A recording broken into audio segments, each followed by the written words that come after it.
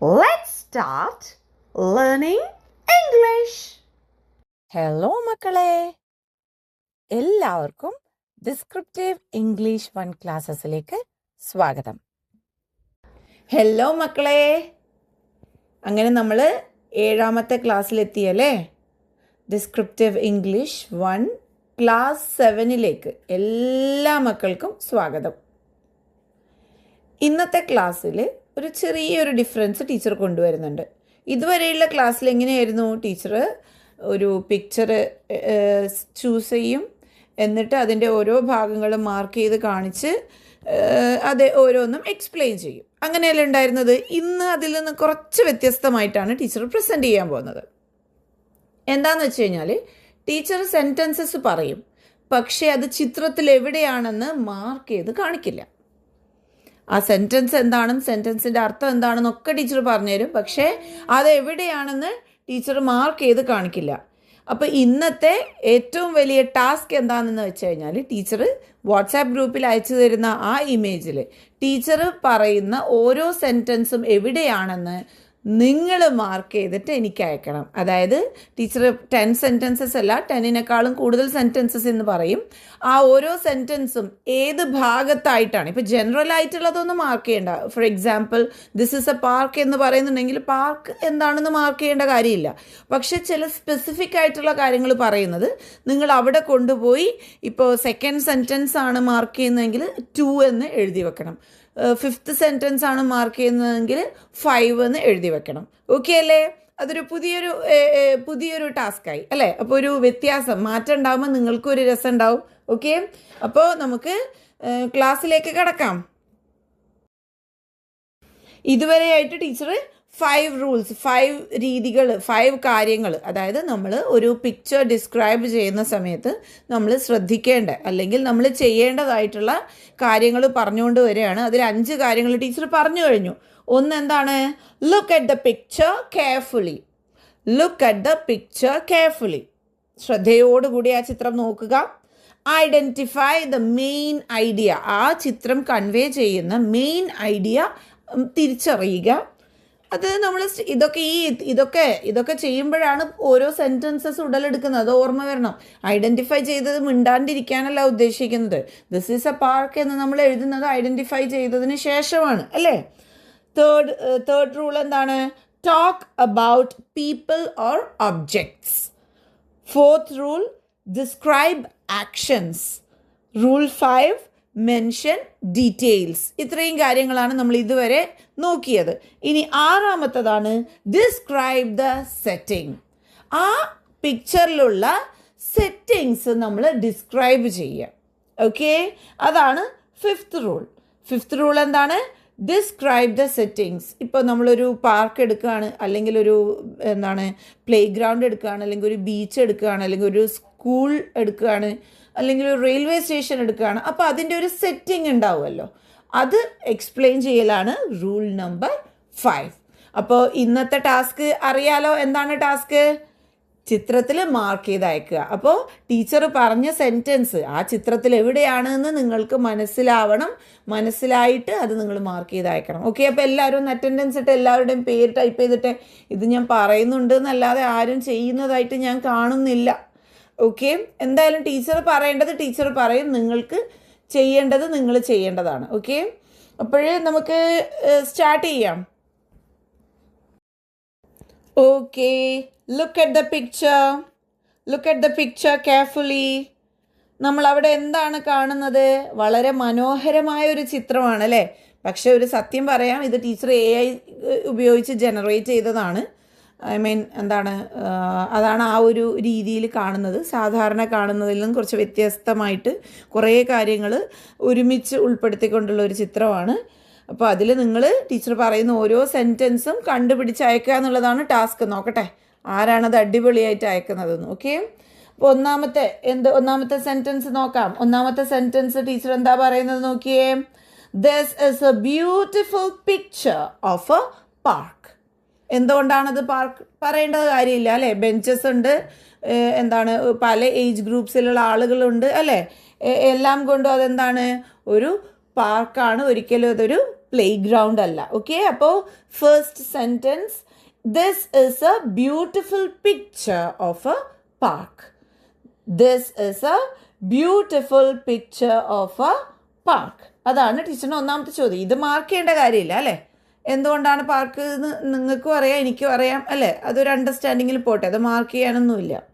ഇനി second sentence, പൊതുവെ teacher പറയുന്ന ആ ഓർഡറിൽ തന്നെ പോവുകയാണെങ്കിൽ സെക്കൻഡ് സെൻറ്റൻസ് എന്താണ്? അവിടെ കുട്ടികൾ സന്തോഷത്തോടെ കളിക്കുന്നുണ്ട്. എങ്ങനെ പറയാം? there are many children playing happily. there are many children playing happily. പല കുട്ടികളും പറഞ്ഞിട്ടുള്ള ഒരു കാര്യമാണ് ടീച്ചർ പറയുന്നത് പോലെ തന്നെ നമ്മൾ പറഞ്ഞ് റെക്കോർഡ് ചെയ്ത് അയക്കണമെന്ന്. പരമാവധി ശ്രമിക്കുക. ടീച്ചർ ഇപ്പോൾ പ്രൊനൗൺസിയേഷനിൽ ഊന്നി തന്നെ ഇംഗ്ലീഷ് പറയണമെന്ന് പറയുന്ന ഒരു വ്യക്തിയല്ല ഞാൻ. കാരണം നമ്മളെന്താണ്, പ്രത്യേകിച്ച് ചെറിയ കുഞ്ഞു മക്കളാവുന്ന സമയത്ത് ശ്രമിച്ചു കഴിഞ്ഞാൽ പെട്ടെന്നും ഇത് ഗ്രാസ്പ് ചെയ്തെടുക്കാൻ പറ്റും. പക്ഷേ മുതിർന്നവരാണെങ്കിൽ ഈ ഉച്ചാരണം ഗ്രാസ്പ് ചെയ്തെടുക്കാൻ കുറച്ച് ബുദ്ധിമുട്ടുണ്ടാകും. വായിച്ചു തരുന്ന സമയത്ത് അങ്ങനെ സാധിക്കും. പക്ഷേ നമ്മൾ നോർമൽ യൂസേജിൽ വരുന്ന സമയത്ത് പലപ്പോഴും എന്താണ്, പഴയ രീതിയിലേക്ക് പോകാൻ സാധ്യതയുണ്ട്. അതിലൊന്നും വിഷമിക്കേണ്ട കാര്യമില്ല. ഓക്കെ, ശരിക്കും ആളുകൾക്ക് കേട്ട് കഴിഞ്ഞാൽ മനസ്സിലാകുന്ന രീതിയിൽ ഇംഗ്ലീഷ് പറയാൻ സാധിക്കുക എന്ന് തന്നെയാണ് ഏറ്റവും ഇമ്പോർട്ടൻ്റ് ആയിട്ടുള്ള കാര്യം. പക്ഷേ കുഞ്ഞു മക്കളോട് എനിക്ക് പറയാനുള്ളത്, നിങ്ങളൊന്ന് പരമാവധി എന്ന് പറയുന്നില്ല, കുറച്ചൊന്ന് ശ്രമിച്ചാൽ നിങ്ങളുടെ ഇംഗ്ലീഷ് ഉച്ചാരണം ശരിയാക്കി എടുക്കാൻ സാധിക്കും. പ്രൊനൗൺസിയേഷൻ മുതിർന്നവരെക്കാളും ചെറിയ കുഞ്ഞു മക്കൾക്കാണ് കൂടുതൽ എളുപ്പം പ്രൊനൗൺസിയേഷൻ റെഡിയാക്കി എടുക്കാൻ. ഓക്കെ, എന്നാൽ അതിൻ്റെ അർത്ഥം മുതിർന്നവർക്ക് സാധിക്കില്ല എന്നല്ല. ചെറിയ കുഞ്ഞു മക്കൾക്ക് ഒരു 10 തവണ വായിച്ചാൽ റെഡി ആവുന്നത് മുതിർന്നവർക്ക് ചിലപ്പോൾ ഒരു 25 ടൈംസ് ആയിരിക്കും ഒന്ന് പ്രാക്ടീസ് ചെയ്ത് കഴിഞ്ഞാൽ കിട്ടുക.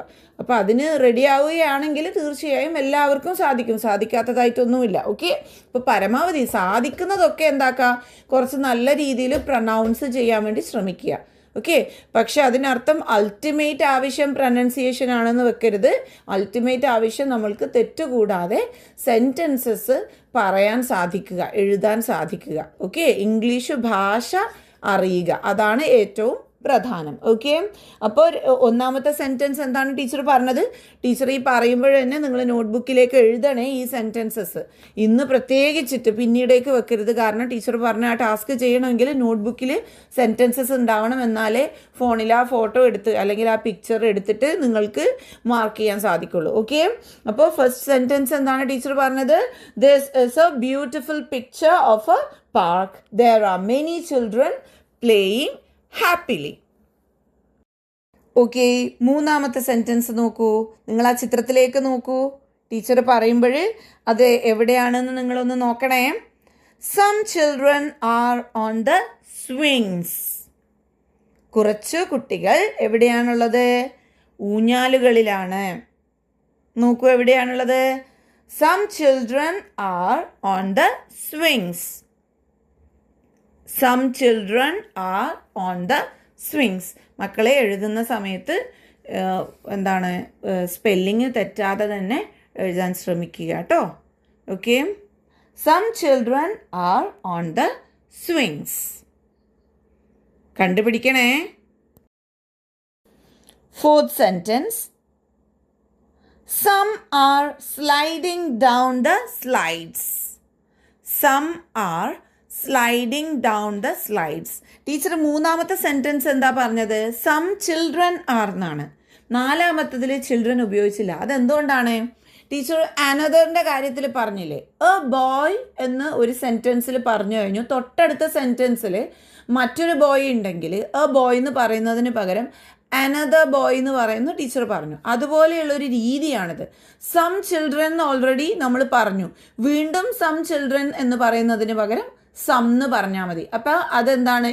It implies. എന്താണ് ഇംപ്ലൈ ചെയ്യുന്നത്? അത് മുകളിലുള്ള ചിൽഡ്രൻ ഇവിടെയും അപ്ലിക്കബിൾ ആണെന്നുള്ളത്. ഓക്കെ, മനസ്സിലായല്ലോ? സം ചിൽഡ്രൻ എന്ന് മൂന്നാമത്തെ സെൻറ്റൻസിൽ പറഞ്ഞതുകൊണ്ടാണ് നാലാമത്തതിൽ ടീച്ചർ സം ചിൽഡ്രൻ എന്ന് പറയാത്തത്. നേരെ മറിച്ച് മൂന്നാമത്തതിൽ പറഞ്ഞു, 4 കഴിഞ്ഞ് 5-ാമത്തതിലാണ് വീണ്ടും സം ചിൽഡ്രൻ എന്ന് പറയുന്നതെങ്കിൽ തീർച്ചയായും ടീച്ചർ സം ചിൽഡ്രൻ എന്ന് തന്നെ പറയണം. ഇത് അടുത്തടുത്ത് 2 സം ചിൽഡ്രൻ വരേണ്ടതില്ല. അപ്പോൾ ഒന്നാമത്തത് സം ചിൽഡ്രനും രണ്ടാമത്തത് സം. അതിപ്പം ഏത് കേസിലായാലും അങ്ങനെ തന്നെയാണ്. ഓക്കെ, അപ്പോൾ some are sliding down the slides. അതിൻ്റെ അർത്ഥം എന്താണ്? Some children are sliding down the slides എന്ന് തന്നെയാണ്. പക്ഷേ നമ്മുടെ തൊട്ട് മുന്നത്തെ സെൻറ്റൻസിൽ സം ചിൽഡ്രൻ എന്ന് പറഞ്ഞതുകൊണ്ട് അത് റിപ്പീറ്റ് ചെയ്തിട്ട് സം ചിൽഡ്രൻ എന്ന് വീണ്ടും പറയേണ്ടതായിട്ടില്ല. So some are sliding down the slides. Some are sliding down the slides. അതാണ് fourth sentence. Next, a few children are climbing on the play structure. Play structure എന്ന് പറയുമ്പോൾ കൺഫ്യൂഷൻ വേണ്ട. അന്ന് ഒരു ക്ലാസ്സിൽ പ്ലേ സ്ട്രക്ചർ എന്ന് വന്നപ്പോൾ 1-2 മക്കൾ മെസ്സേജ് അയച്ചിരുന്നു, ടീച്ചറെ ഈ പ്ലേ സ്ട്രക്ചർ എന്ന് പറയുന്നത് എന്നതിനെ കുറിച്ചിട്ട് സംശയം പറഞ്ഞു.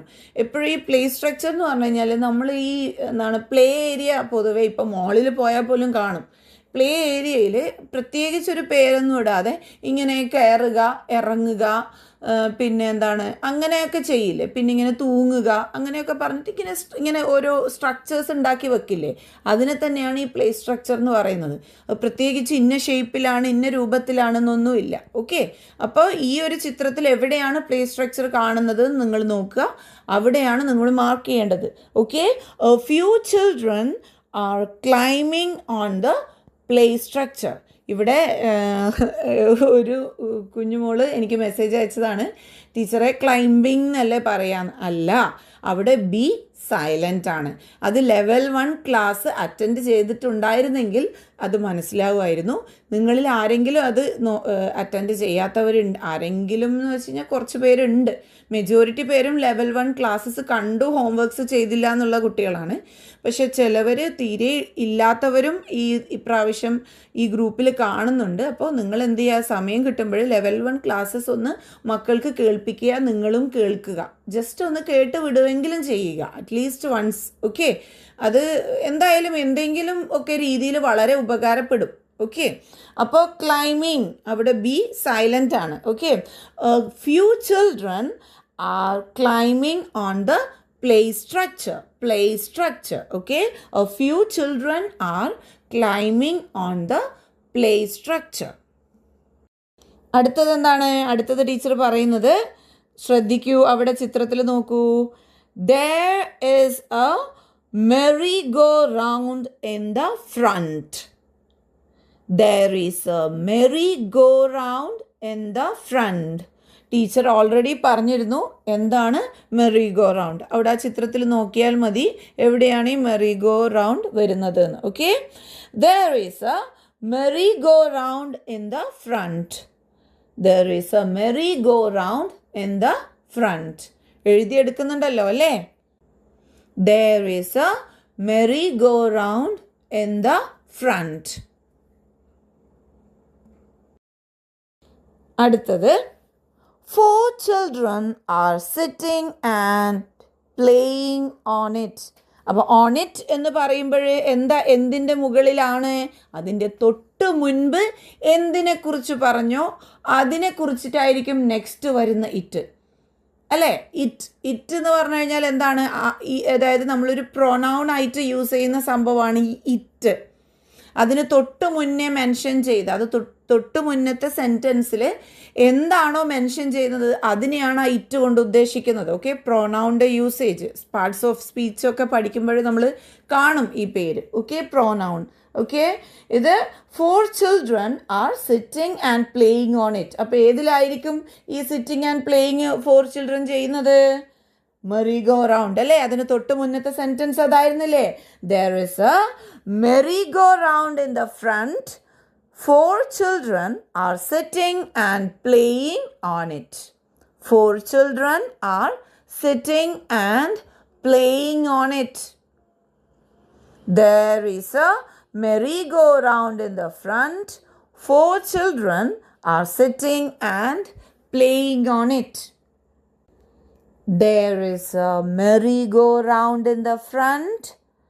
4 children are sitting and playing on it. 4 children are sitting and playing on it. Teacher എണ്ണം പറഞ്ഞു അല്ലേ? 4 കുട്ടികൾ. ഡീറ്റെയിൽസ് മെൻഷൻ ചെയ്യുന്നു അല്ലേ? There is a merry-go-round in the front. 4 children are sitting and playing on it. Parents and grandparents are sitting on benches. Parents and grandparents are sitting on benches. മാതാപിതാക്കൾ, parents, grand parents എന്ന് പറഞ്ഞാൽ മുത്തശ്ശൻ മുത്തശ്ശിമാർ. Okay, അവരൊക്കെ എവിടെ ഇരിക്കുന്നു? ബെഞ്ചിൻ്റെ മുകളിൽ ഇരിക്കുന്നു. On benches, in benches അല്ല. ഓണും ഇന്നും തമ്മിലുള്ള വ്യത്യാസം, അതായത് ഉപയോഗിക്കുന്നതിലുള്ള ഡിഫറൻസ് ചോദിച്ച് അത്യാവശ്യം കുറച്ച് പേര് മെസ്സേജ് അയച്ചിരുന്നു. അത് ലൈവ് ക്ലാസ്സിൽ ടീച്ചർ പറയൂ കേട്ടോ. ടെൻഷനൊന്നും വേണ്ട. കുഞ്ഞു കുഞ്ഞു കൺഫ്യൂഷനൊക്കെ വരുന്ന സമയത്ത് ഒരുപാട് ടെൻസ്ഡ് ആവുന്നുണ്ട്. അതൊന്നും ആവശ്യമില്ല.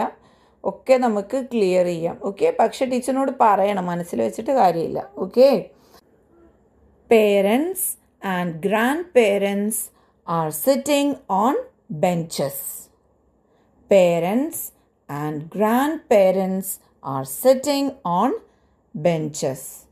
Parents and grandparents are sitting on benches. അടുത്തത് എന്താണ്? മുതിർന്നവരൊക്കെ ഇരിക്കുകയാണോ ചെയ്യുന്നത്? അല്ല, കുറച്ച് പേര് കുട്ടികളെ നോക്കുന്നുണ്ട്. അവിടെ ആയിട്ടുണ്ടല്ലേ മുതിർന്നവർ നമ്മൾ ഇംഗ്ലീഷിൽ എങ്ങനെ പറയും? അഡൾട്ട്സ്. അപ്പോൾ എങ്ങനെ പറയാം? Some adults are watching the children. Some adults are watching the children. ഇതിപ്പം 9th സെൻറ്റൻസ് ആണ്.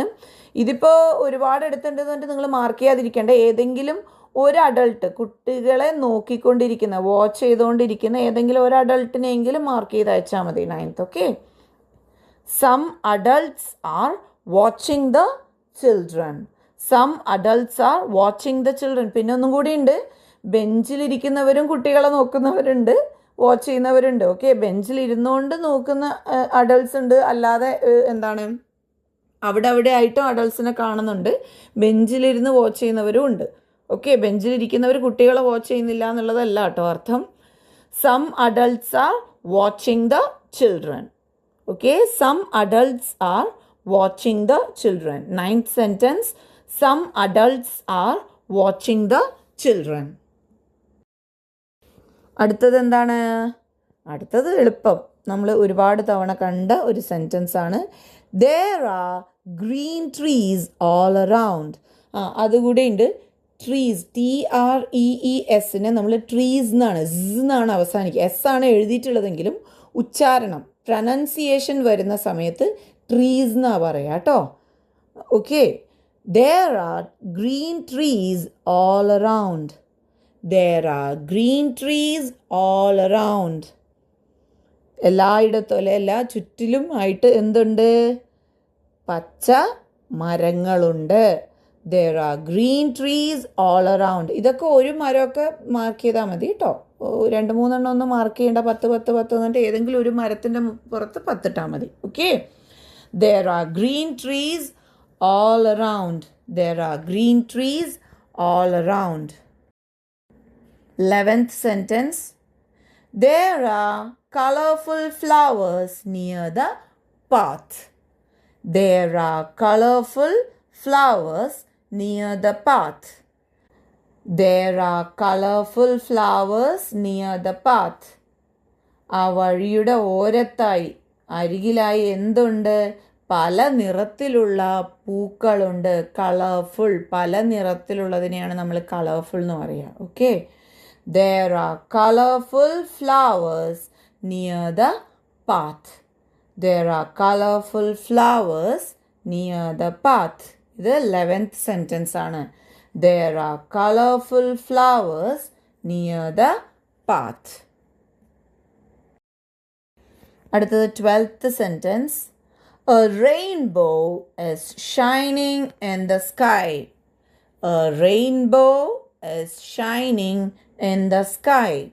A rainbow is shining in the sky. ശരിക്കും പറഞ്ഞാൽ അവിടെ ഒരു സൂര്യനും കാണാം.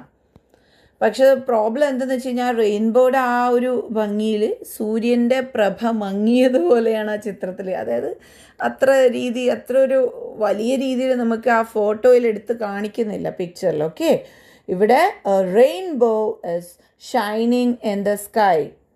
മഴവില്ല് ആകാശത്ത് തിളങ്ങി നിൽക്കുന്നു. ശരിക്കും അല്ലേ, ഒരു സ്റ്റണ്ണിങ് പോസിലാണ് അല്ലേ ആ റെയിൻബോ നിൽക്കുന്നുള്ളത് അല്ലേ. നല്ല ഭംഗിയുണ്ട് ആ ചിത്രത്തിൽ മഴവില്ലിനെ കാണാൻ അല്ലേ. A rainbow is shining in the sky. A rainbow is shining in the sky. പിന്നെ 13th sentence, the weather looks bright and pleasant. Weather എന്ന് പറഞ്ഞു കഴിഞ്ഞാൽ കാലാവസ്ഥ. ഓക്കെ, കാലാവസ്ഥ നല്ല ബ്രൈറ്റ് പ്രകാശമുള്ളതും അതുപോലെ തന്നെ വളരെ പ്ലസൻറ്റ് സുഖകരമായിട്ടുള്ളതുമായിട്ടുള്ള ഒരു കാലാവസ്ഥയാണ്. Okay, the weather looks bright and pleasant. The weather looks bright and pleasant. നിങ്ങളൊരു കാര്യം ചെയ്യും, വെദറും അതുപോലെ തന്നെ പ്ലസൻറ്റും ഒന്ന് കോമെൻറ്റിൽ ടൈപ്പ് ചെയ്ത് ഇടുക. അതിൻ്റെ സ്പെല്ലിംഗ് ഒന്ന് റെഡി ആവാനാണ്. ഒന്ന് ജസ്റ്റ് ഒരു തവണ. Okay, the weather looks bright and pleasant. The weather looks bright and pleasant. Weather, pleasant. ഈ രണ്ട് വാക്കുകളും ഒന്ന് ടൈപ്പ് ചെയ്തിടുക. Okay, the weather looks bright and pleasant. ഇടുന്നുണ്ടല്ലോ അല്ലേ. The weather looks bright and pleasant. Okay, 14th and last sentence. Everyone seems happy and relaxed. Everyone seems happy and relaxed. എല്ലാവരും സന്തോഷത്തിലും ഇങ്ങനെ വിശ്രമാവസ്ഥയിലുമായി കാണപ്പെടുന്നു.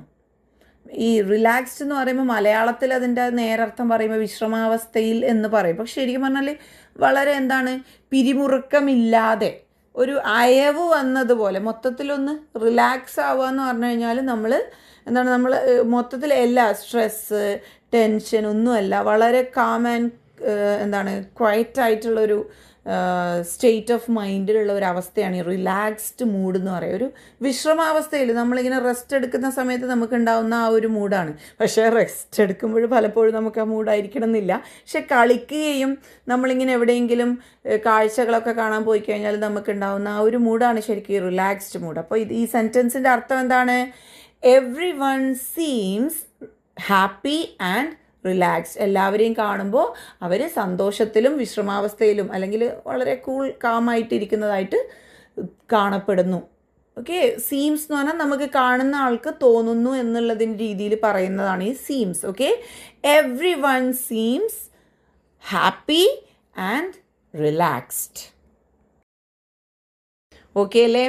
ഇന്ന് പല കുട്ടികളും പറയാൻ സാധ്യതകളുണ്ട്, ടീച്ചർ മാർക്ക് ചെയ്യുന്ന സമയത്ത് 10 സെൻറ്റൻസേ ഉണ്ടാവാറുള്ളൂ, ഇന്ന് നമ്മൾ മാർക്ക് ചെയ്യുന്ന സമയത്ത് 14 എണ്ണം. അതങ്ങനെ തന്നെയല്ലേ? ടീച്ചർ ഒന്ന് പഠിപ്പിച്ചാൽ മക്കൾക്ക് 20 എണ്ണം ചെയ്യാൻ പറ്റണം അല്ലേ? അങ്ങനെ വിചാരിച്ചാൽ മതി. ഓക്കെ, അപ്പോൾ എല്ലാവരും മാർക്ക് ചെയ്ത് അയച്ചു തരിക. ഇന്നത്തെ 14 സെൻറ്റൻസസ് ഒരു തവണ ടീച്ചർ ഇവിടെ പറയാം. Okay, this is a beautiful picture of a park. There are many children playing happily. Some children are on the swings. Some are sliding down the slides. A few children are climbing on the play structure. There is a merry-go-round in the front. 4 children are sitting and playing on it. Parents and grandparents are sitting on benches. Some adults are watching the children. There are green trees all around. There are colorful flowers near the path. A rainbow is shining in the sky. The weather looks bright and pleasant. Everyone seems happy and relaxed. Okay അല്ലേ മക്കളെ? അപ്പോൾ എല്ലാവരുടെയും പിക്ചേഴ്സിനായി teacher കാത്തു നിൽക്കുകയാണ്. എല്ലാവരും ഉഷാറാക്കുക. Okay, happy learning മക്കളെ.